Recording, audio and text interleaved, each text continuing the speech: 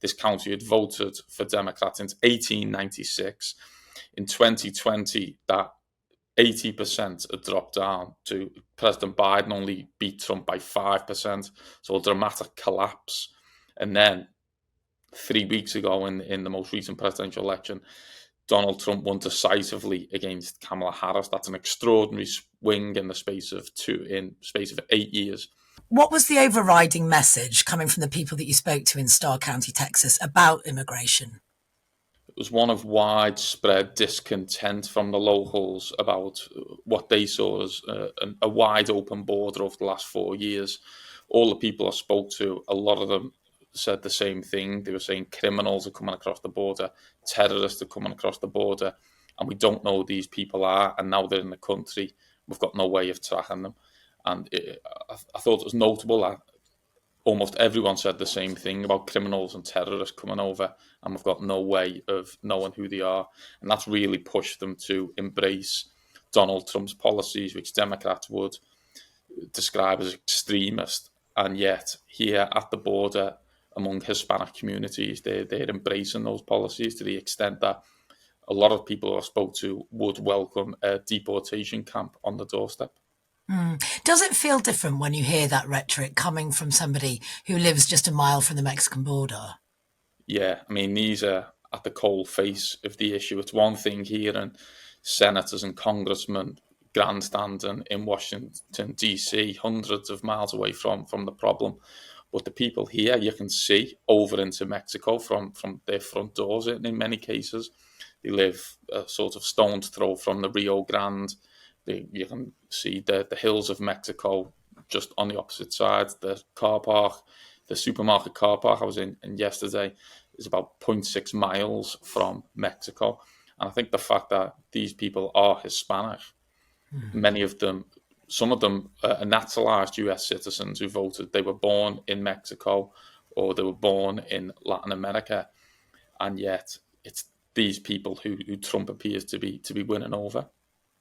So tell me about the demographics of Starr County, because it's sort of known as America's most Hispanic county. What are we talking about in terms of the percentage of the population that is Hispanic? 97% of the population is Hispanic.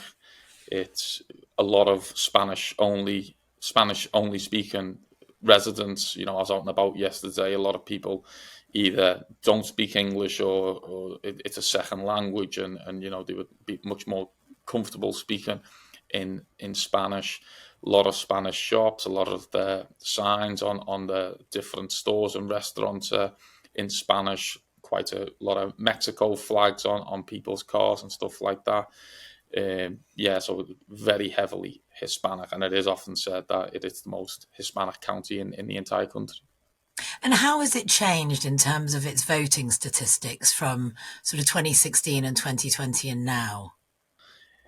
Really profoundly. In 2016, Hillary Clinton got almost 80% of the vote. This was one that, you know, a landslide. The Democrats had an absolute stranglehold on it. This county had voted for Democrats since 1896. In 2020, that 80% had dropped down to President Biden only beat Trump by 5%. So a dramatic collapse. And then 3 weeks ago in the most recent presidential election, Donald Trump won decisively against Kamala Harris. That's an extraordinary swing in the space of 8 years, from a Democrat winning 80% of the vote down to about 40%, and Trump being the winner. Just an extraordinary shift in the region. And what were people telling you that shift was about? Was it economic as well as being about immigration? Yeah, this is one of the poorest counties in America. The median average income is about $36,000. Very working class. One of the things that people were telling me when I was speaking to them is they were constantly saying the price of everything went up, the price of food, the price of gas. And a lot of these people rely on their cars for work, the landscapers or the taxi drivers. They really feel the price of gas, petrol, when it goes up.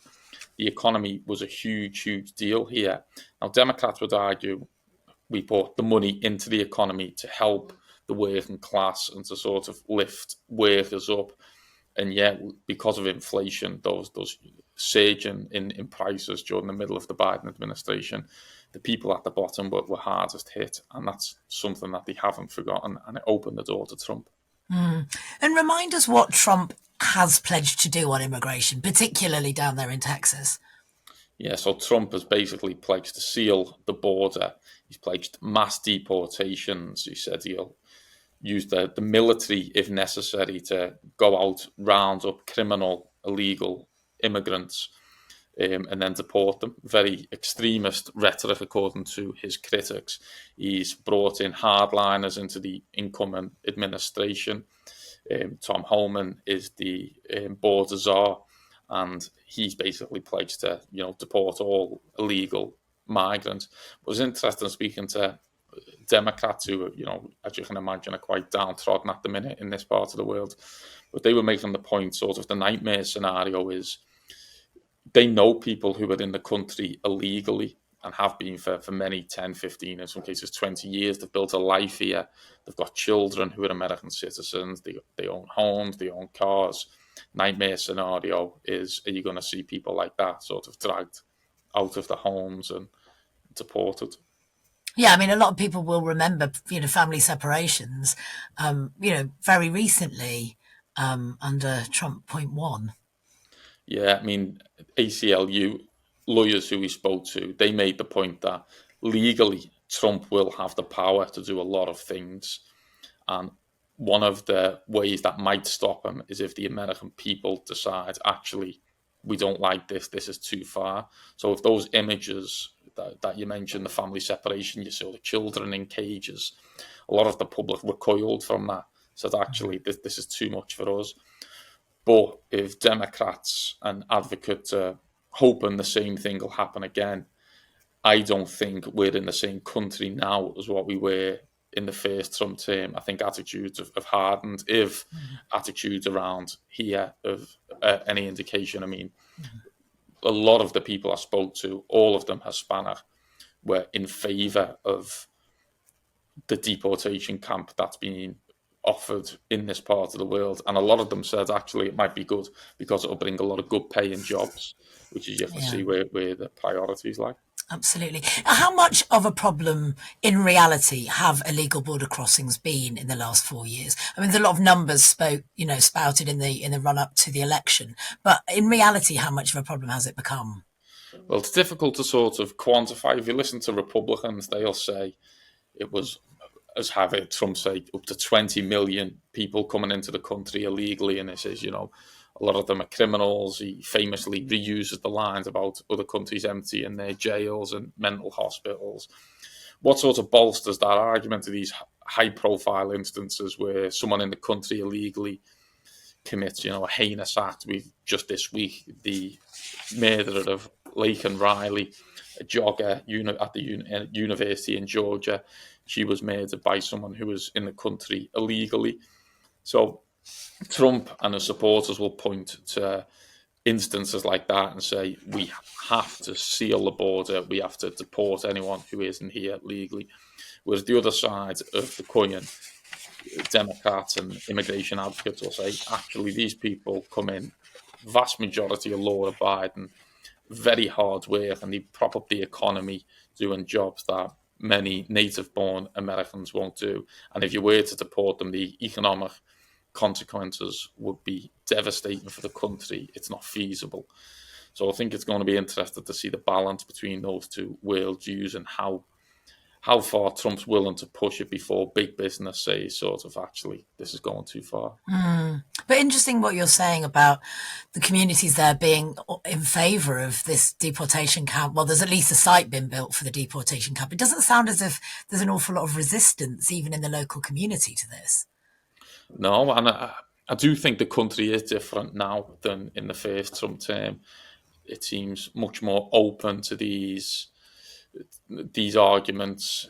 It seems like Trump and the Republicans have, if not outright won, they're definitely winning this debate on immigration. I was expecting a lot more sentiment of, I do not want, even someone who in theory might support mass deportations, I was expecting people to sort of Yes, but not in my backyard, and I don't want that here. I don't want that on my doorstep.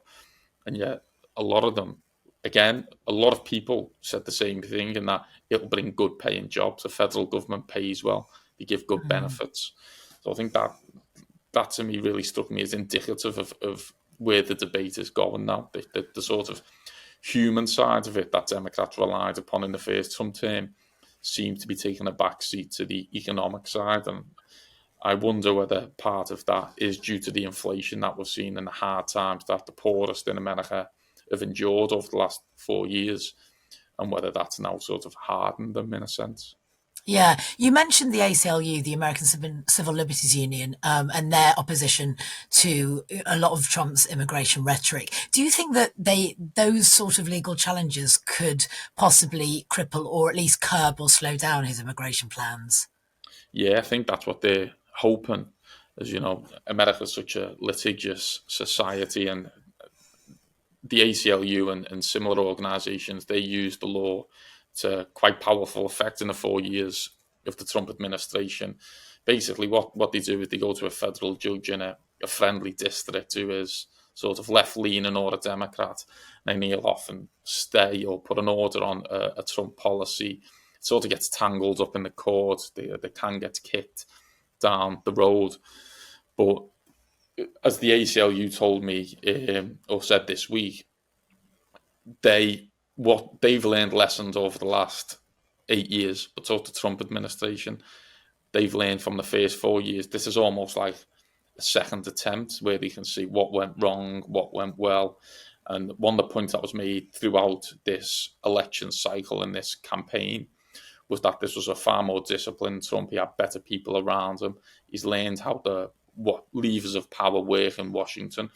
So I think that's going to be a really fascinating thing to keep an eye on. The battle between Trump and his opponent, and who has learned more over the last 8 years or so.